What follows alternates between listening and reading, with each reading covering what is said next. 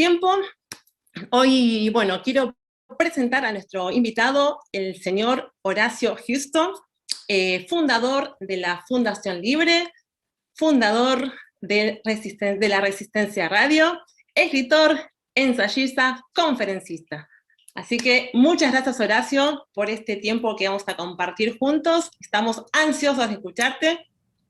Y voy a presentar también, aparte del equipo, a Samuel y a Sergio, que van a dialogar, van a charlar estos temas acá con nuestro invitado Horacio. Así que los dejo para que empiece la charla. Estamos ansiosos. Gracias Sandra. Bueno, sí, estamos muy contentos por este espacio, este momento, y queremos aprovechar lo más posible estos minutos que tendremos para charlar con Horacio y poder hablar, ¿no?, sobre la batalla cultural y ir también a ejemplos puntuales, concretos, para poder ir analizando, viendo y desarrollando algo. Es un diálogo, una charla que tiene que ver con cosas que están pasando ahora, es una batalla que se construye a través de la historia, pero en el tiempo presente, todos los días hay cosas nuevas para analizar y para ver, y en la cual estamos todos metidos, sobre todo los que estamos, como decía Sandra, en este lugar de pararnos firme. Así que un gusto, Horacio, estar con vos, y que podamos hablar sobre estos temas. Y solamente para arrancar, ¿no?, para plantear varios casos concretos que están sucediendo hoy en día. Son varios, habíamos planteado varios puntos, varios temas, y queremos ir viéndolo, ¿no? Sin ir más lejos, no sé si todos los que están mirando en el momento de expresarse libremente sienten una carga, un peso a través de lo que uno opina, si siente un peso en expresarse con libertad.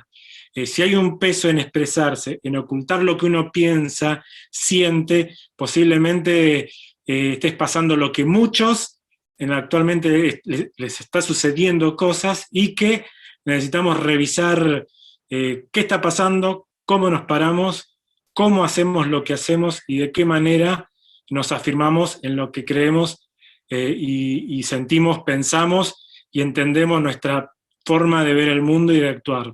Así que, Horacio, habíamos hablado de algunos casos, ¿no? No sé si hay alguno que vos quieras comenzar, que digas, este es el caso como para arrancar, o te propongo alguno. A ver si puedes activar ahí. Ahora que estamos con audio, voy a pasar a dar mi opinión. Me gustaría, sinceramente, en primer lugar, agradecer enormemente la invitación que se me ha hecho tan generosamente a sus espacios. Realmente admiro muchísimo el trabajo que están realizando. Se nota desde lejos cuando uno observa a una persona que lo que hace lo hace por pasión y por vocación de servicio para la gloria de un bien mayor. Así que creo que hay que reconocer enormemente la gran batalla cultural que ustedes están librando. Particularmente quiero rescatar la enorme tarea de Nancy Juárez, porque no es común observar tal despliegue en tiempos posmodernos, donde pareciera ser que hoy hablar de inclusión implica básicamente reconocer algún delirio, y eso implica por definición excluir a quienes realmente hay que incluir. Entonces, en ese sentido lo valoro muchísimo. Sobre su muy buena pregunta y agradeciendo su enorme elocuencia hacia mi humilde persona para comenzar, hay un tema que me parece que es muy interesante para comenzar el desarrollo, que es el orden preestablecido, digamos. Empezar por algo que nos toca de cerca, más para aquellos que somos activistas pro vida, que es el caso el famoso caso de Franco.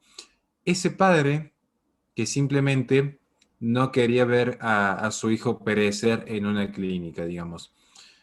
Y creo que este es un buen punto para comenzar, si ustedes estuviesen de acuerdo. Sí. Estamos hablando de Franco, en San Juan, que su ex mujer tenían un hijo en conjunto y ella decide abortar.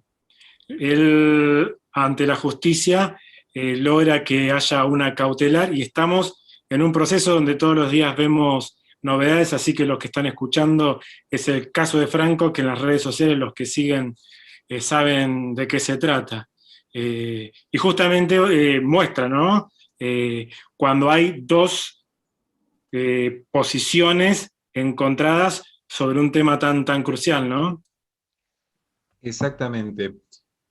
Como anticipando un poco también a los espectadores, vamos a tocar 5 temas que son totalmente, quizás muy distintos los unos a los otros en el fenómeno.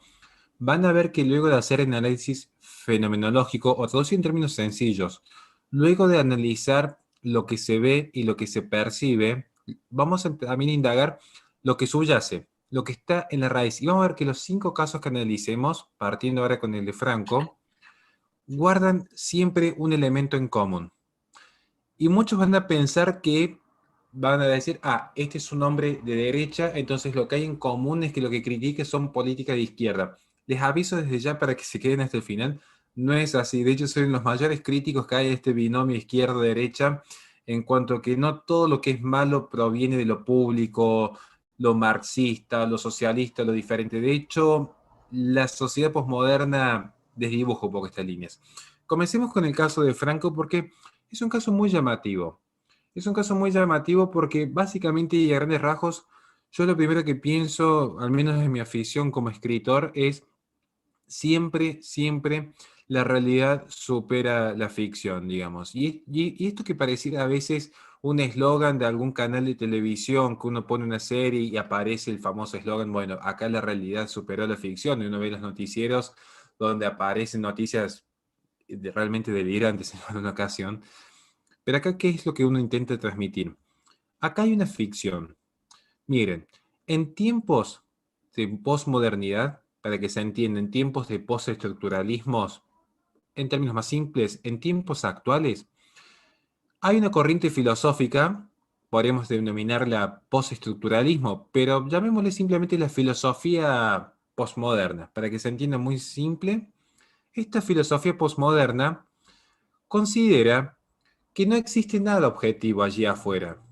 No existe nada esencial, nada universal, no existe nada trascendental. Simplemente, como diría Guillermo d'Occam, que dicho sea de paso, Guillermo d'Occam lo dijo en el tardo medioevo y se visibiliza hoy en el siglo XXI. Es decir, cuidado con esas falacias de estamos en el siglo XXI, que en realidad las esencias no cambian. Pero bueno, curiosamente la posmodernidad lo que se dice es, no existen esencias.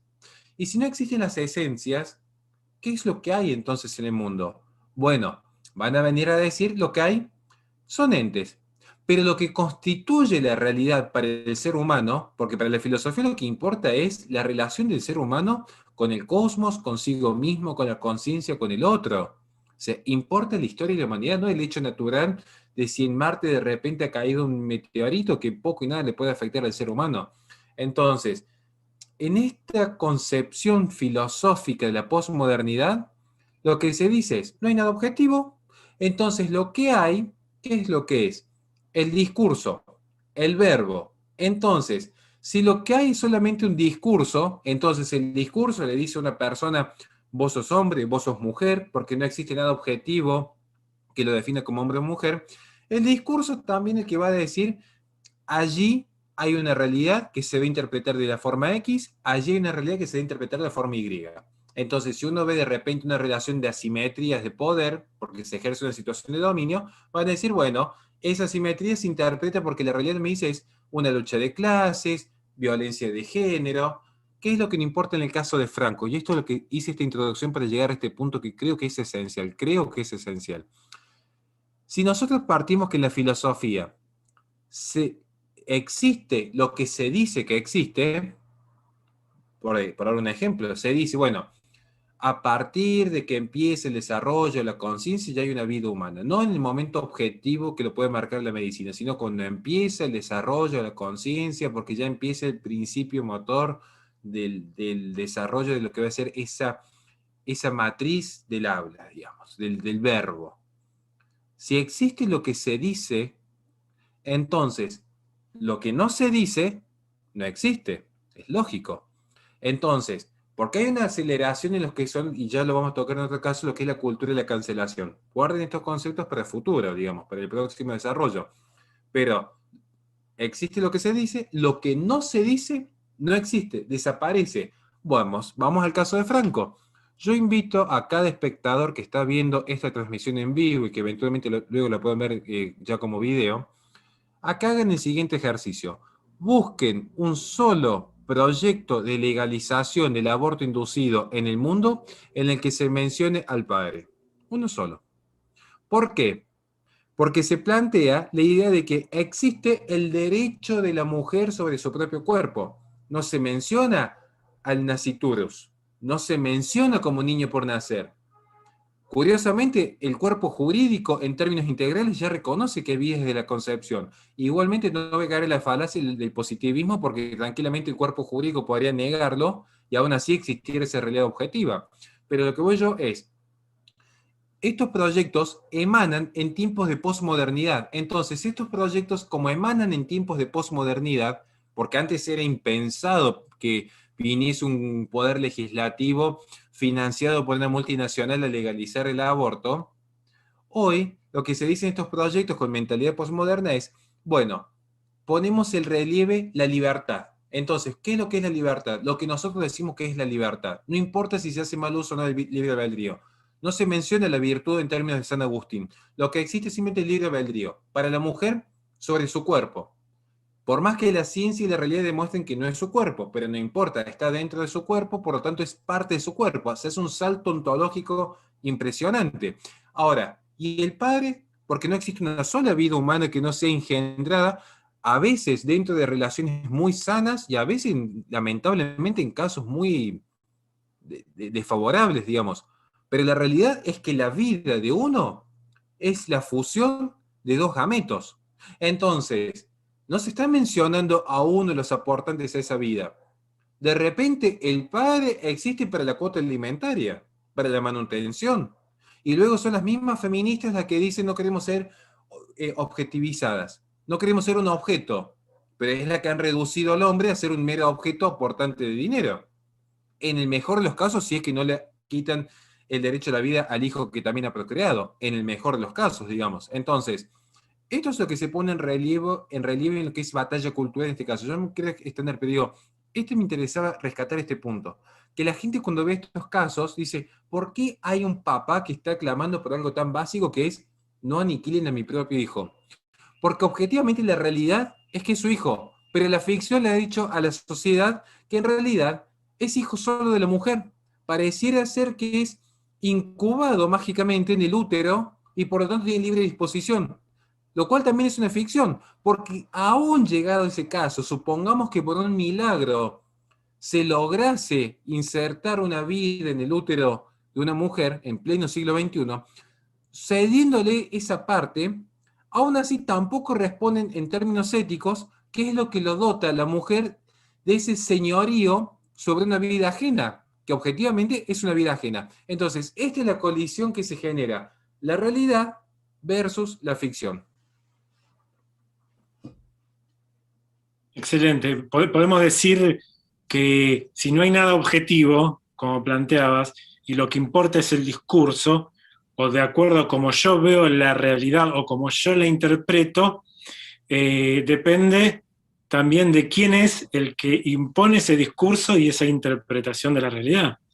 Entonces, de alguna manera yo pensaba, ¿no?, que podemos culpabilizar también a aquellos que no frenan o levantan la voz con otro discurso y que permiten, por ejemplo, si esto no hubiera salido, si el padre no hubiera estado, si los demás no hubiéramos salido a las redes sociales, hablado, comentado y puesto sobre la mesa ese discurso de acuerdo a la conciencia, a la forma de ver el mundo de esta parte que cree que el niño no tiene vida o que no tiene derecho a vivir, digamos, hay una culpabilidad entonces también del lado que no dice, bueno, yo también tengo un discurso y yo también tengo una mirada, y la mía es válida en tanto y en cuanto desde este punto de vista tengo todo esto para, como hizo el padre, ¿no? Acudir a la biología, a la ley, a al matrimonio que los avalaba, etcétera, etcétera. Digamos, hay una culpabilidad también, ¿no? Del lado que en ese ejercicio de fuerza se queda callado, ¿no? Y quizá en los casos también, los demás casos lo podemos ver. Totalmente de acuerdo. Pero lo que usted marca también, a ver, cuando se genera una situación de silencio, naturalmente es porque quien tenía la capacidad para hablar no habló. Esto es lo que yo estoy planteando, parece una obviedad. Y si fuese una obviedad, no tenemos que estarlo explicando en un vivo, digamos. Esto creo que es necesario a veces hacer un llamado a la atención. ¿Por qué lo planteo esto? Perdón que me extienda, pero no quiero dejar pasar la oportunidad y espero que nadie lo tome mal. Cuando se legalice el aborto inducido en el 2020, apenas se ve que ya la votación iba desfavorable, de repente hubo un activismo pro vida saliendo a las calles, parecía más un espacio de merchandising celeste que de repente un espacio combativo. Yo creo que los espacios combativos, la última vez que en Occidente se ve un verdadero espacio de resistencia, pienso en este momento con los cristeros. Ahora, lo que uno notó fue de repente un activismo en redes sociales, es decir, ¿por qué sos pro vida? Porque tengo un pañuelo celeste, porque me saqué la mejor selfie mostrando mi mejor cara en Instagram para cosechar más likes. Y creo que eso no entendieron que en realidad la batalla cultural es justamente una batalla contrahegemónica y ser funcional a ser una unidad de consumo y de producción es hegemónico. Hoy el sistema lo que le favorece es ese silencio celeste. Uno dice, no, porque salimos a la calle. Cuidado, cuidado, porque en el 2019 el auge fue la campaña Iglesia y Estado Asuntos Separados, porque en el 2018 cuando pierden las elecciones se apuntó al campo moral y cuando se vio que el campo moral era más fuerte, automáticamente lo que aparece es decir, bueno, tenemos que erradicar la moral y luego vamos a implantar esta moral laicista y secularista de la posmodernidad. Y sin embargo, en el 2019 fuimos pocos, muy pocos los que advertíamos que estaba en auge esta idea de iglesia y Estado asuntos separados. Es más, les doy un ejemplo para cerrar con este tópico, pero en el artículo que voy a publicar mañana, que es más que un artículo, es casi un ensayo por su extensión, donde yo empiezo a desarrollar la historia de la sacralización del ecologismo, corre por las mismas cuerdas.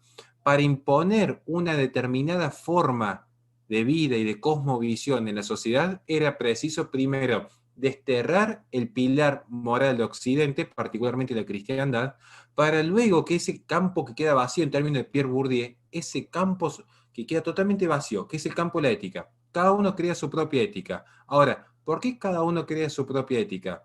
Porque quienes la debían mantener en ese momento, que era el etos de un pueblo, se quedaron en total silencio.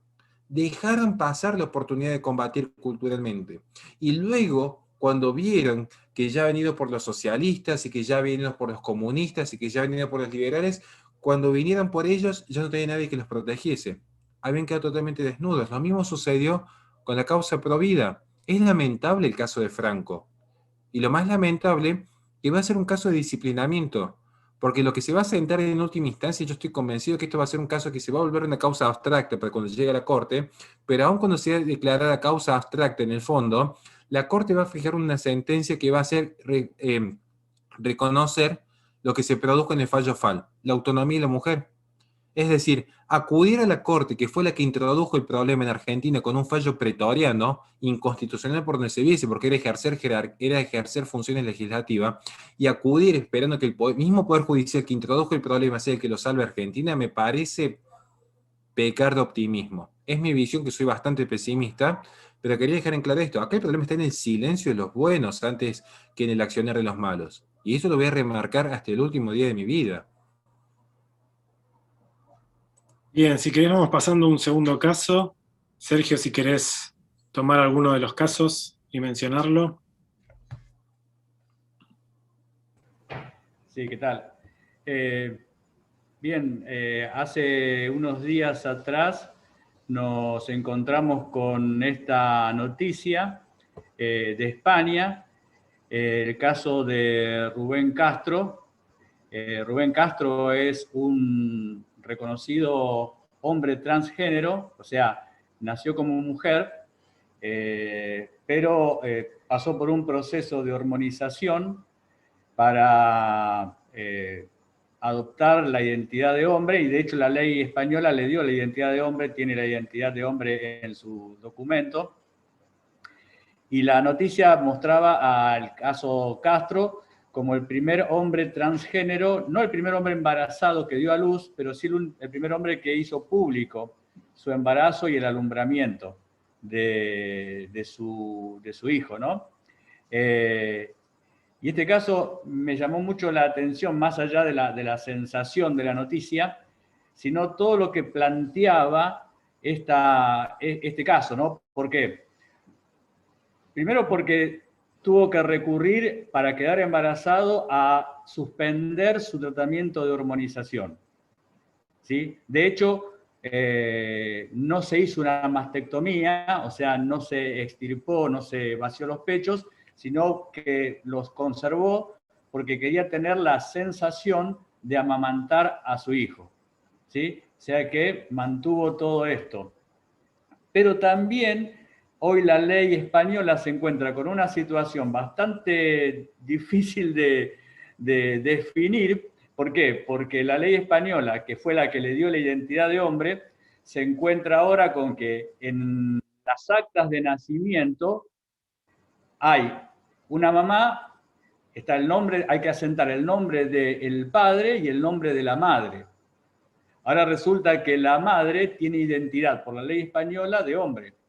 Y nos está en esta cuestión de ¿qué hacemos? ¿Le damos identidad a la madre como hombre? ¿O es un padre gestor, como también lo llaman? Qué complicado que es el caso, porque claramente que acá estamos en el... Esto creo que es el caso paradigmático del Homo Deus. A mí, sinceramente, muchos cuando piensan en Homo Deus, rápidamente advierten esta obra tan famosa, no es mi autor predilecto ni cerca de Yuval, pero fue una obra muy interesante en su momento, Homo Deus. Sin embargo, yo la interpretación que le he realizado al Homo Deus es un poco más profunda, quizás ya no tanto en este sistema colectivo de la humanidad que vence los tres grandes males que lo asolaban, sino en consolidarse el hombre a sí mismo como un ser creador. Es decir, y esto quizás es un vicio propio del modernismo que se profundiza en la posmodernidad. Esta es una gran discusión que hemos tenido muchas veces con Miklo Lukács, Pablo Muñoz Iturrieta, en torno a la posmodernidad. Si acaso la posmodernidad quiebra el modernismo, o profundiza sus vicios, o pervive. ¿Por qué? Porque en el modernismo, para que se entienda este punto, para que se entienda este hombre embarazado, 15 comillas adelante y 15 comillas atrás de la palabra hombre, pero para que se entienda este punto es necesario entender cómo se inicia esto. Y esto ya no inicia Descartes en esta idea de, bueno, pienso, por lo tanto existo, es decir, bueno, dudo de todo lo que hay afuera, incluso mi propio cuerpo, y solo me queda la conciencia de mí mismo. Y en el momento que yo tengo conciencia de mí mismo, al menos ya tengo un grado de certeza, que es que estoy pensando. Ya hay una primera certeza. El resto está en duda. El resto está bajo un proceso de verificación. Ahora, cuando el proceso de verificación, esto digo, es el inicio, no el final, es un principio. Bien, entonces, ahora, con el proceso de verificación se traslada ya no a un método empírico, como podría haber sido un propio del positivismo del siglo XVIII, por dar un ejemplo concreto, sino es una cuestión netamente discursiva, porque acá recordemos que aparece la principal postestructuralista, estoy pensando en Judith Butler. Judith Butler es quien, en términos muy simples, patea el tablero, porque hasta Simone de Beauvoir, Kate Millett, Shulamit Firestone, las grandes feministas radicales, sostenían que decir, bueno, mujer, hay un componente biológico, pero no hay que asignarle un rol social. Es una suerte de violencia simbólica que habla de Pierre Bourdieu, toma elementos de Gramsci, claramente que Foucault aparece aquí como un gran hacedor de todo este arquetipo, pero en última instancia hay un reconocimiento, una objetividad en la identidad. Y acá el concepto de identidad es fundamental, porque identidad no es solamente ese principio de propiedades compartidas, sino el principio de diferenciación con el otro. Ahora, en un proyecto igualitarista heredado de la Revolución Francesa, es decir, hay un proyecto en pos de que todos sean iguales, pero ya no quizás solamente iguales en clases sociales, porque se elimina ese vicio de la propiedad privada que hizo la naturaleza caída. esto se ve en el contrato social, sino que se empieza a eliminar el Estado-nación, se empieza a eliminar estas jerarquías familiares, por eso hoy los hijos son más rebeldes con los padres, se elimina esta idea de la jerarquía eclesiástica, se elimina esta idea de, bueno, empezamos también a romper con esta idea de, bueno, hay una religión verdadera y las demás falsas. No, todas las religiones son exactamente iguales, e incluso la religión es igual que el ateísmo, e incluso el animal es igual que el ser humano, y si no ven un capítulo de mi libro, que dicho sea de paso ya lo tengo listo, sale al mercado a fines de este mes, donde le dedico un capítulo entero al animalismo como corriente filosófica. Entonces, esto es lo que está germinando. Y ahora la gente se ha sorprendido por este, entre comillas, hombre. Lo que sucede es que es un homo deus. ¿Por qué? Porque el hombre, ya con Francis Bacon, cuando quiere reemplazar a Dios por la ciencia y luego esta herencia la toma 2 siglos después, Robespierre, que quiere reemplazar a Dios por la razón, lo que existe es un hombre que quiere reemplazar a Dios. Es el hombre, es el ser humano, es esa humanidad que quiere ocupar el lugar de Dios. Y esto no es una cuestión apologética, es una cuestión de descripción sociológica. Es decir, se pasa del teocentrismo al antropocentrismo. Actualmente quizás tenemos que hablar, para ser más objetivos, de biocentrismo, particularmente en los últimos 10 años.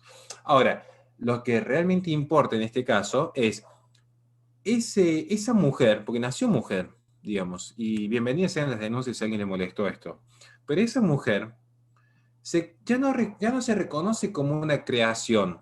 Y no estoy hablando de una creación de Dios, una creación de la naturaleza. No se reconoce a sí misma como mujer.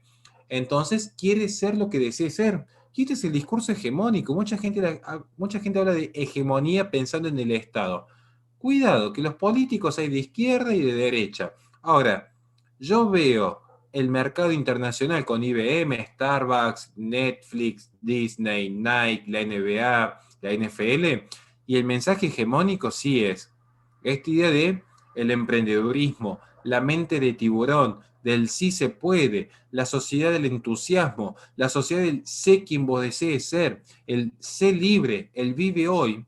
Esa sociedad del eterno presente, en el cual cada uno constituye su propio destino, es una sociedad de la liberación absoluta. Curiosamente y en forma paradójica, esta liberación absoluta es la esclavización del vicio. Por esa mujer entra en un conflicto con su propia identidad porque dice soy hombre, pero a su vez naturalmente ejerce un sentido de maternidad, un sentido, no todo completo porque ya está viciado. ¿Qué es lo que me interesa rescatar de este caso? Lo voy a tomar de una gran intelectual que me permitió abrir mucho la perspectiva en torno a lo que es la teoría de género. Hay una obra maravillosa, si la tuviese aquí cerca la mostraría en cámara, que se llama Teoría de Género y traza un paralelismo con el mundo de los ángeles en cuanto a qué ha realizado realmente esta teoría de género en el mundo aplicado, que es un mundo sin sexos. Se llama Beatriz Levet, es muy recomendable, es medio complicado conseguir la obra, hecho sea de paso. Pero este mundo de ángeles, donde ya no hay hombres y mujeres, como sucede actualmente, en realidad lo que sí sigue subyaciendo es esta idea de naturaleza, porque en efecto, solo quien nace con un útero puede quedar embarazada, digamos, es un hecho natural, digamos, es decir, solo el que tiene ojos, y bueno, habría que revisar alguna cuestión científica, pero tiene el don de la visión, digamos, aquel que ha nacido ciego, salvo una operación, pero salvo esa intervención artificial, carece de dicha facultad. Bueno, el hombre no puede quedar embarazado, digamos. Por más operaciones que se intente realizar, no puede. Es un hecho objetivo. Igual hay que ser prudente porque a veces ha degenerado tanto la ciencia que no sabemos con qué sorpresa podemos llegar a encontrarnos el día de mañana. Sí, lo que me interesa es un fenómeno clave. Descartemos la cuestión científica de que se pueden realizar operaciones o no. Hay un tema que sí quiero rescatar de este caso. Voy a tomar a Saussure, el primer estructuralista, quien focaliza la idea del lenguaje. Tenemos los significados y los significantes. Esta mujer ha puesto el foco en el significante, porque supongamos que ella dice, yo soy hombre. Bueno, podría haberse dicho, I am a man, o podría decir, yo soy una mesa, o podría decirse, yo soy mujer o hombre en chino, en mandarín, perdón, podría decírselo en polaco, en cualquier idioma. ¿Podría decirse que no es que es un reptil? Yo podría tranquilamente decirles a ustedes, yo soy un reptil, tranquilamente lo podría decir. Ahora, Que sea cierto es una discusión aparte, porque una cuestión es el significante, cómo nos vamos a dar a entender. Entonces, en el idioma español, yo tranquilamente voy a decir, miren, detrás mío hay un crucifijo. Ahora, nosotros como nos conocemos, entendemos cuál es el significado de la palabra crucifijo, que quizás alguien que no habla nuestro idioma no la entienda, hasta que aprenda a asociar significante con significado. Ahora, el significado está allí. Podemos cambiar y decir, bueno, a partir del crucifijo será este mate, y ponernos de acuerdo, pero hay un ente objetivo, hay una realidad, que no importa cómo la denominemos, hay una realidad que hace distinto la forma del mate del crucifijo. Y esto es real, aunque luego le denominemos de distintas maneras. Lo que hay en la identidad, y con esto cierro, es el mismo fenómeno. ¿Por qué? Porque la identidad no es solamente el sexo encarnado. Yo no soy solamente Horacio Giusto, un sexo encarnado del masculino. Pero tampoco soy una mera construcción social. Vuelvo a recitar a Beatriz Levet. El ser humano, para que se pueda entender y no caer, porque a veces se caen en extremos, de los dos lados lo digo, se caen en extremismo, o todo naturaleza o todo cultura, ni una ni otra, las ambas y en forma complementaria. La naturaleza como el cuerpo viene a ser el lienzo, y la expresión de nuestros espíritus en el devenir de nuestra historia, las decisiones que hemos tomado en forma libre, ese devenir va a ser la pintura que se plasma en el lienzo. Entonces, uno podría decir, ¿todas las pinturas son iguales? En parte sí, porque hay un elemento material que es el acrílico sobre la tela. Pero no todas las formas son iguales porque no todos gozan del mismo principio de armonía. No todos, y esto lo toma Edmund Burke de Lo sublime y lo bello. Entonces, el ser humano es sexo encarnado, pero también es un devenir. Y esta es parte de la identidad del ser humano. No es solamente el cuerpo, pero tampoco es solamente la concepción cultural y el idioma. Es un complemento. Y cuando uno de los elementos se pierde, cuando yo no considero el elemento cultural, soy menos que un animal. Ahora, cuando yo considero solo lo natural, no puedo dar respuesta de la infinita complejidad que es la vida humana.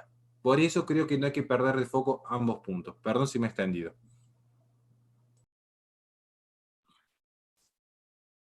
Bien, bien, bien.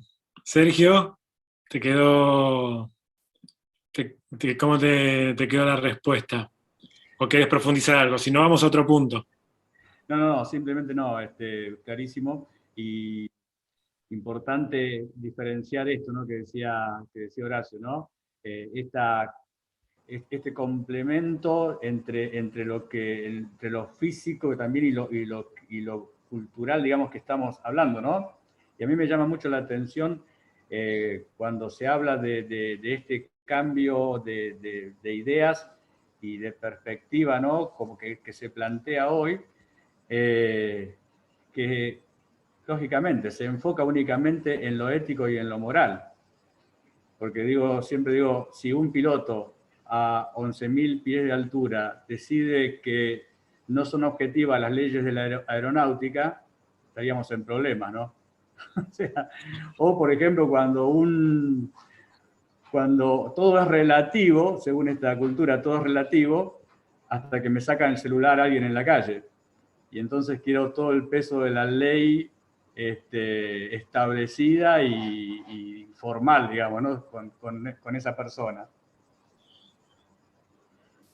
Bien, y sí, yo creo que quedó clarísimo, sobre todo a los que les gusta la lingüística o estudiar y han profundizado en significado, significante, creo que no cuenta lo de la pintura también. Tenemos 3 casos más, que nos estamos extendiendo mucho, pero uno era el caso ¿no? de Owen, este estudiante en Estados Unidos que dijo que el hombre es hombre, la mujer es mujer, y por eso lo echaron de la universidad. Luego lo incorporaron, pero no sin antes haber tenido un montón de situaciones, ¿no? Menciono los 3 casos, Horacio, y después decime cuál te parece como para fijar algún tema diferente al que venimos o poder ampliar algo. El caso de Owen, este estudiante en Estados Unidos. Después tenemos el caso en la última marcha del orgullo LGBT, en el cual desde muchos municipios, uno de Córdoba que también hubo muchos problemas, en el sur también, que bajaron la bandera argentina y querían poner en su lugar una bandera, dicen, de la diversidad, y se empezó a ver incluso luchas, ¿no? En el mismo asta, entre facciones y cosas que vimos, ¿no? Incluso por la televisión. Y era como una novela diaria de lo que iba sucediendo. Y el otro caso es el de Lisette Feider, artista por la vida, que muchos conocerán, los que no pueden introducirse un poquito más. Ella en el Hospital Piñeiro había sido encargada por el mismo hospital y por el mismo director la obra, que era una mujer y también un niño dentro de la matriz. La obra estaba puesta, ya estaba lista, hicieron en la apertura, la muestra, la obra, todo, y después tapiaron y la cerraron por presiones de grupos feministas de adentro mismo del hospital, ¿no? Que también es un caso que surgió y que lo pueden leer en los medios, ¿no? Son 3 casos, no sé si tendremos el tiempo, pero alguno que quieras que desarrollemos como para ampliar o especificar un tema que veas necesario, Horacio. Yo desde ya pido perdón, tengo una tendencia a extenderme hablando, quiero aclararlo porque muchas veces yo soy muy crítico de la posmodernidad y yo voy a dar respuesta a esos 3 casos, pero quiero hacer una aclaración. ¿Por qué soy crítico de la posmodernidad? Porque el estado actual de las cosas, uno tiene que ver siempre, el estado actual de las cosas es siempre causa y eso es consecuencia. O sea, uno no tiene que perder ese miedo al pensamiento dialéctico. Santo Tomás de Aquino era dialéctico, Aristóteles fue dialéctico. Y no es esa dialéctica hegeliana. Hegeliano lo que hizo fue aplicar de dialéctica a una tesis muy específica del amo y del esclavo, que de hecho ese paso es una maravilla el pensamiento, por más que uno discrepe, la genialidad con la cual elabora creo que merece esos respetos. Ahora, en este sentido, yo lo que siempre marco es, en tiempo de posmodernidad, pareciera ser que todo es rápido, todo es instantáneo. Las ideas son fugaces, porque la vida es fugaz. Uno incluso lo ve cuando está en la mesa gente que no suelta el celular porque tiene que estar actualizándose en Twitter. La gente piensa que puede entender un pensamiento con 200 caracteres en Twitter. De hecho, nosotros, en el caso mío, que yo tengo una fuente de ingresos genuina, a mi humilde entender, en YouTube, por ejemplo, estamos en peligro de extinción. Más los canales como el mío, que son conferencias de 1 hora, de 2 horas. Porque hoy lo que se ve es o videos cortos, e incluso YouTube ya permite monetizar doble a partir de los 8 minutos y entera a partir de los 10. Se busca que todo sea rápido. ¿Y cuál es la principal competencia de YouTube? TikTok, que en 1 minuto condensa la información. ¿Se entiende? A tal punto que hoy nosotros los que nos dedicamos a escribir, hemos tenido que dejar de escribir para hacer videos, porque la gente no lee. Las noticias ya no son como antes, ahora son 2 palabras en negrita y se acabó, porque no hay tiempo. Y uno dice, bueno, no hay tiempo, pero ¿no hay tiempo para qué? No hay tiempo para la familia, no hay tiempo para leer, no hay tiempo para la contemplación, no hay tiempo para la meditación. Ahora, sí hay tiempo para 2 cosas fundamentales, consumir o producir. Eso les puedo asegurar que yo agarro cualquier ciudadano promedio y van a ver que para consumir o producir son puntuales. Para estar paseando con el hijo en el parque no hay tiempo. Para estudiar no hay tiempo. Para leer no hay tiempo. Entonces, por eso tengo ese vicio de extenderme a veces un poco inconsciente, a veces un poco consciente, porque es mi forma muy chica de microfísica del poder, diríamos en términos de Foucault, de resistir a estos tiempos modernos. Pero entiendo que por respeto a los tiempos de los que están aquí presentes, han estado esperando 5 casos, vamos a desarrollar los 5. ¿Pero cómo? Al mismo tiempo. Estos últimos 3 casos tienen una particularidad. Vamos a repasarlos rápidamente. Una artista a la cual se le tapa su mural en un hospital que era una maternidad, pero que también se practicaban abortos. Vaya paradojas de la ciencia. Se da un caso en el cual se baja un pabellón nacional para izar una de las tantas banderas que exhibe el globalismo. Se da un caso muy particular de un alumno que dice algo que a alguien se ve que le ha molestado. ¿Qué tienen en común? Las 3 formas que generan un determinado modo de disciplinamiento, tapar un mural, evitar que se levante una bandera, expulsar a un alumno. Son 3 formas de disciplinamiento. Al artista le están diciendo, vos no vas a pintar esto. Al patriota le están diciendo, vos no vas a levantar una bandera de tu país. Al estudiante le están diciendo, vos no vas a hablar de este tema. Estas son formas de disciplinamiento. El poder le está diciendo al subordinado, tu actividad está excluida, está por fuera de lo tolerable. Nos recuerda claramente esta idea de Herbert Marcuse, que dicho sea de paso la toma de Karl Popper. ¿Qué es lo que plantea Herbert Marcuse en Tolerancia Represiva? Les resumo todas las obras en un segundo. Ser intolerante con el intolerante. Curiosamente, existe un abanico de discrecionalidad para definir qué es lo intolerante. Bueno, un pequeño spoiler, todo lo que no sea de izquierda. Cierro el spoiler, continuamos con la exposición.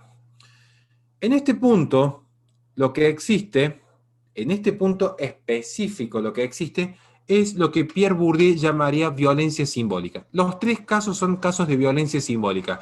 ¿Por qué violencia simbólica? Porque se dan en la superestructura. Vamos rápidamente. Marx plantea que existen 2 estructuras. La estructura que cimienta todo es la económica y las relaciones de poder son un reflejo de las relaciones económicas de quien domina los medios de producción. A grandes rasgos. Es mucho más complejo. Les puedo asegurar que el 99% de la humanidad habla de Marx y ni siquiera han leído El Capital, y si lo han leído, menos lo han entendido. Pero estoy haciendo un resumen para que se entienda genéricamente. Viene Gramsci. Gramsci, dicho sea de paso, no es el inventor del marxismo cultural como muchos creen. De hecho, el marxismo cultural, a mi humilde criterio, no existe, para otros sí existe. Es una discusión que se dará en su momento, pero Gramsci nunca deja de ser materialista. Muchos dicen, no, él apela a la cultura. No, no. Gramsci cree en la revolución de la materia. O sea, cree que la revolución va a venir cuando el proletariado tome el control de los medios de producción. Lo que cambia es la estrategia. Porque ya no se trata de tomar por la fuerza los medios de producción, sino que esos medios de producción queden legitimados en manos del proletariado. ¿Y cómo se hace esa legitimación? Bueno, ahí está el gran salto estratégico. A través de la superestructura, particularmente lo que es el plano cultural, moral, que se expresa en 2 grandes vertientes, podríamos decir 3. El campo educativo, el campo mediático, podríamos presentar este punto, y el campo religioso.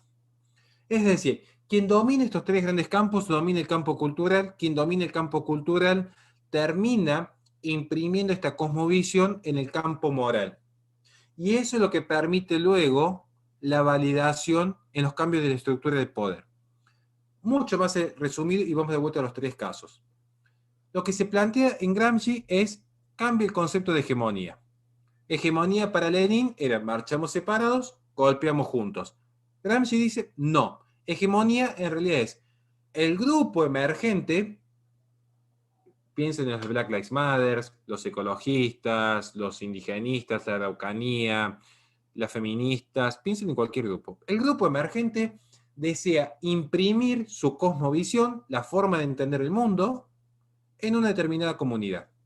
Y se genera una relación dialéctica porque también la comunidad imprime parte de esa cosmovisión propia en el grupo emergente. Pero es mucho más complejo y no me quiero detener ahí.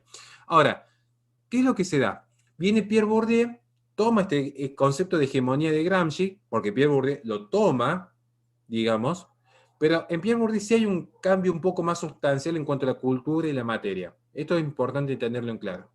Pierre Bourdieu va a plantear, decir, bueno, es cierto que el espacio dominante, el hombre blanco, el cristiano, el heterosexual, el capitalista, quien sea, el dominante va a hegemonizar su poder, pero no lo va a hegemonizar y dominar, volviendo a la dialéctica amo esclavo de Hegel, mediante la superioridad física. No es que lo va a tener para que se entienda, no va a estar el jefe de la fábrica pegándole un latigazo al esclavo o diciéndole, o trabajás para mí o te morís de hambre. Porque eso genera un espacio de resistencia muy conflictivo que impide el sostenimiento pacífico del poder. Y si hay algo que caracteriza el poder, es que el poder siempre se legitima a sí mismo. Por eso soy escéptico del Estado moderno, por dar un ejemplo. El poder siempre se legitima a sí mismo. Esto es un ejercicio que incluso cada uno lo puede hacer en su propia casa. ¿Quieren que les dé un ejemplo? Cuando yo de chico le preguntaba a mi mamá por qué no podía hacer eso, porque yo lo digo. Ahí tiene un ejemplo clarísimo de cómo el poder se legitima a sí mismo. Ahora, vamos a las relaciones de las macroestructuras. Cuando una mujer está pintando una obra que muestra que hay un niño en el vientre materno, en un lugar donde se hacen abortos, esto es violencia simbólica. Igual que cuando se impide subir una bandera LGTB, o cuando un estudiante dice que el hombre es hombre. Parece una obviedad. ¿Pero por qué? Porque la violencia simbólica lo que existe es, en esta idea de hegemonía, entiendan, ¿qué es lo que es la hegemonía? Imprimir una cosmovisión. Ahora, la violencia ya no va a ser una violencia material. Vamos de vuelta al ejemplo del látigo. La violencia va a ser cultural. Entonces, para que se entienda un ejemplo muy sencillo. Si yo discutiese con Sergio Rosales respecto a la existencia de Dios, por dar un ejemplo, en tiempos pretéritos hubiera sido, Sergio dice, Dios no existe, y yo digo, Dios sí existe. Bueno, empieza una discusión en el plano de las ideas, una argumentación y una contraargumentación. Ahora, en tiempo de posmodernidad, como todo es simbólico, o sea, todo simboliza, y el símbolo es lo que subyace a la realidad, yo no voy a decir Dios existe, yo voy a decir yo soy Dios. Entonces, cuando Sergio diga Dios no existe, no me está discutiendo una idea, está negando mi existencia, porque está borrando ese símbolo, porque la realidad ya no transita en lo tangible, en lo sensible, en este mundo, sino que transita en el plano de las ideas. Por lo tanto, al él negar la existencia de Dios y yo considerarme Dios, él está violentando simbólicamente con su discurso mi propia realidad. Entonces, cuando una mujer, y esto se dio mucho cuando se habló de la violencia psicográfica, una mujer está diciendo, es un conjunto de células. Bien, todos somos un conjunto de células. Va a abortar, de repente escucha la ecografía y hay un corazón que late. Y ve una pantallita, un niño que se mueve. Y esto ha pasado, lamentablemente. Lo digo porque conozco de cerca mujeres que han abortado, trabajo con ellas en un merendero. O sea, esto se ve, digamos. Objetivamente la mujer muchas veces ve la ecografía antes de abortar.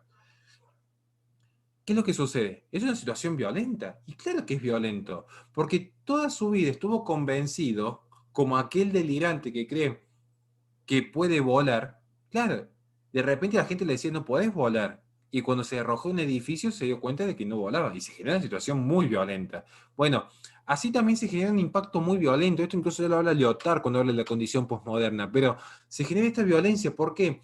Porque colisiona la realidad colisiona con el discurso. ¿Y qué es lo que constituye, qué es lo que genera el discurso? El discurso genera una realidad artificial. Entonces entran en conflicto dos realidades. La objetiva, el realismo propio de los aristotélicos, por dar un ejemplo, y entra en conflicto la discursiva, la ficticia. Entonces, acá es donde dice, ¿cuál es la función del poder? ¿Cuál es la función del poder? Vamos de vuelta. Legitimarse a sí mismo en su ejercicio. Entonces, ¿qué va a hacer el poder? Para evitar un grupo emergente que pueda socavar su poder, lo silencia, porque lo que no se dice no existe. Si no lo veo, no pasó.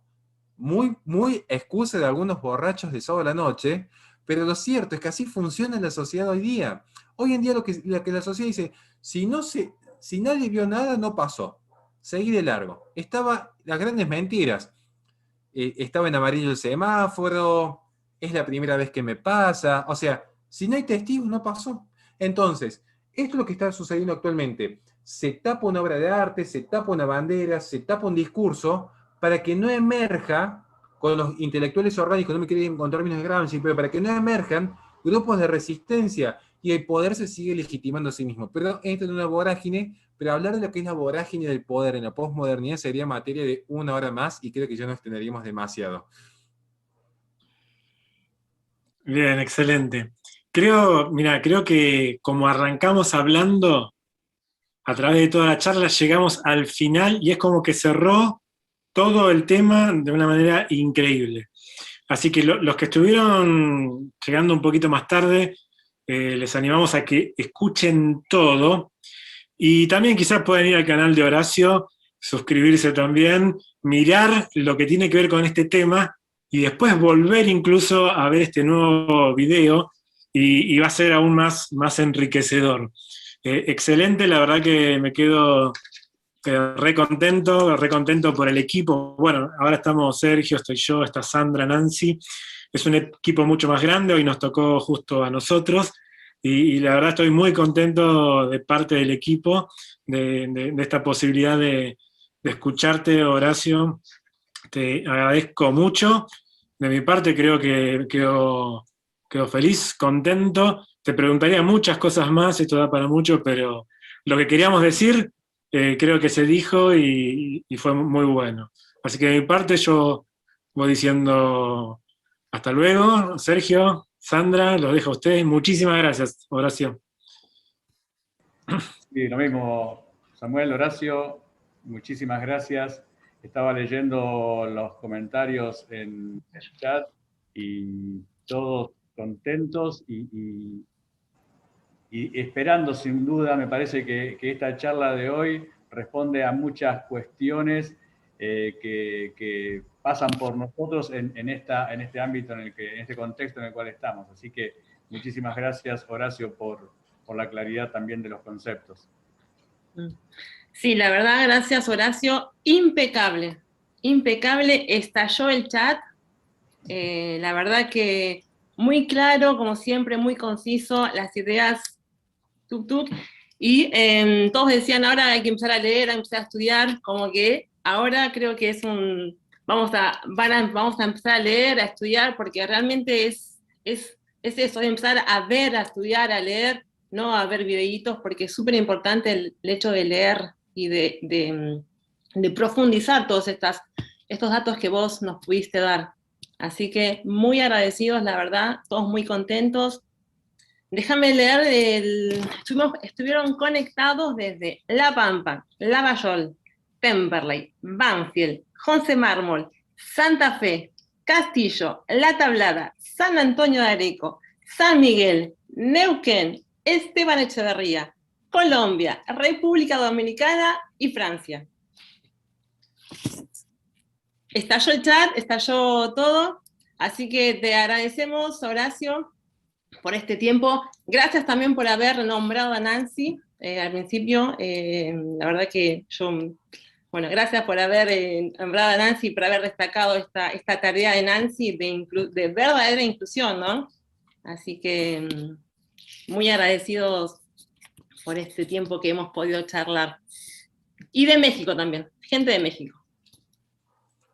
Bueno, muchísimas gracias. No quiero abusar más de la generosidad por el espacio que me han concedido. Muy agradecido. Esperemos que sea el primero de otros trabajos que podamos realizar en conjunto. Yo me despido. Simplemente les digo que muchas gracias realmente porque me sentí muy cómodo. Me encanta poder dialogar. Sé que son temas muy abstractos.